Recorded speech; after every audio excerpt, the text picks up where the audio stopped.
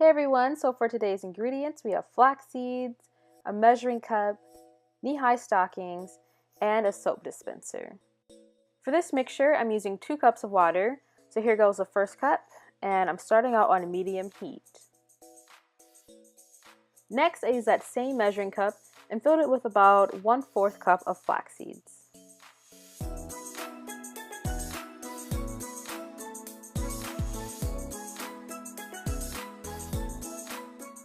I ended up putting a little bit more flax seeds in the mixture, so overall about 1/3 cup of flax seeds.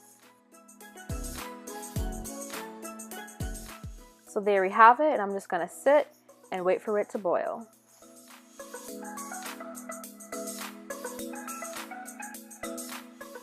Hey, it's boiling pretty fast there.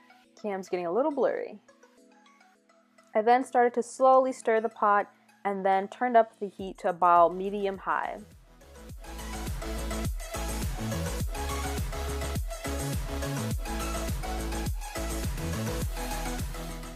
After about 10 minutes, I was really expecting it to start forming into a gel, but it's still pretty watery. As you can see, the water's going straight through the spoon, and I don't really see any gel forming, so I'm just going to leave it on the stove for a little bit longer.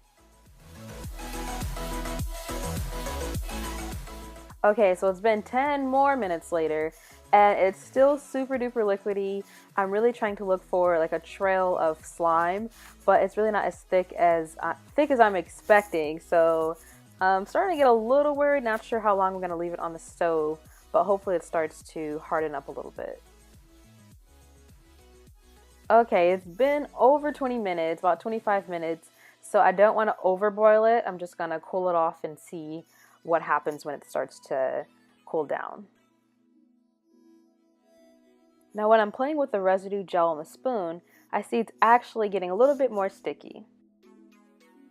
Letting the flaxseed gel cool now will be so much easier for the straining process, therefore all the hot liquid isn't burning your hands and it's not making a humongous mess.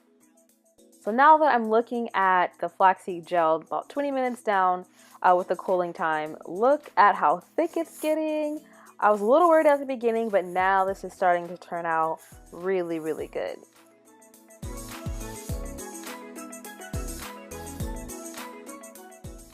After 45 minutes of total cooling, my gel is finally ready to be strained. It has just the right amount of thickness that'll give me a lot of shine and the right amount of hold. Time to put that knee-high stocking to use. I really hated wearing stockings at church or anywhere else, so glad I can finally make it useful. So all you have to do is place the knee-high stocking over the measuring cup. Therefore, when you are straining the liquid, it's going straight into the cup and not spilling all the good juices out on the counter. And now you just slide the gel on in there. Whee!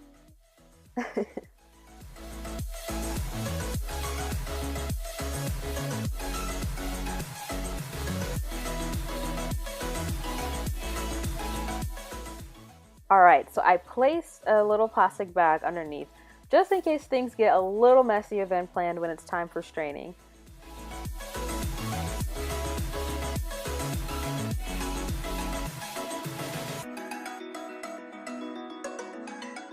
This looks like a giant ball of a beehive or something, but really you just have to just squeeze it, squeeze it, squeeze it.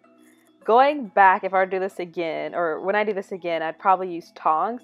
Therefore, I'm not really stretching the knee high too much to where it rips, because at this part I was kind of pulling it a little too tight, and I saw it to get a run in the stocking, and so you don't need to press it as hard as I was doing, but just making sure that you're getting all the gel on the outside of the big ball.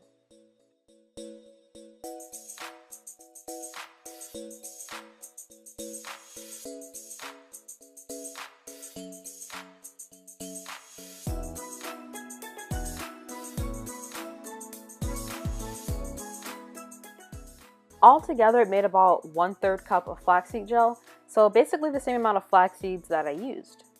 I guess that makes sense.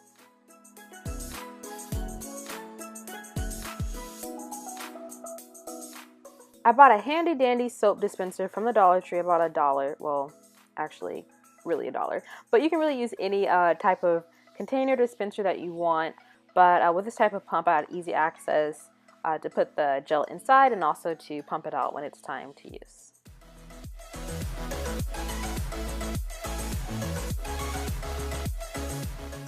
Uh-oh, gotta go a little bit slower than that.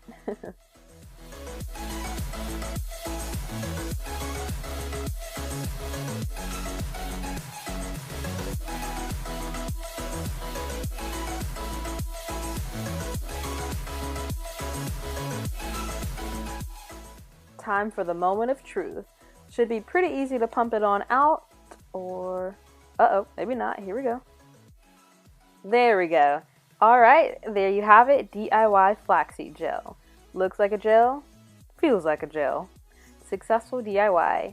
Don't forget, take it step by step and day by day.